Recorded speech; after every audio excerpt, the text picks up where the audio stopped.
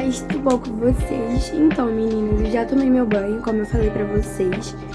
Lavei meu cabelo também, tava precisando dar aquela repaginada depois do Natal, né, galera?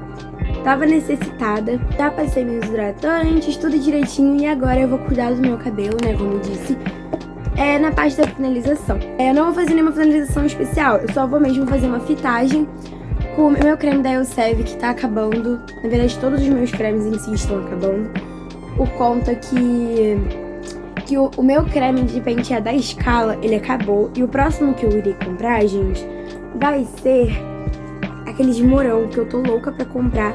Mas, gente, eu não sei se ele é bom, entendeu? Eu vejo bastante gente comprando, só que eu não tenho necessidade de comprar porque não tinha acabado. Porém, o único creme que me restava era esse aqui da Elseve, mas ele acabou. Só tem um restinho bem pequenininho, então eu vou ter que misturar com o meu óleo, que também acabou, que também da Elseve, ó. Só tem um picuri de restinho.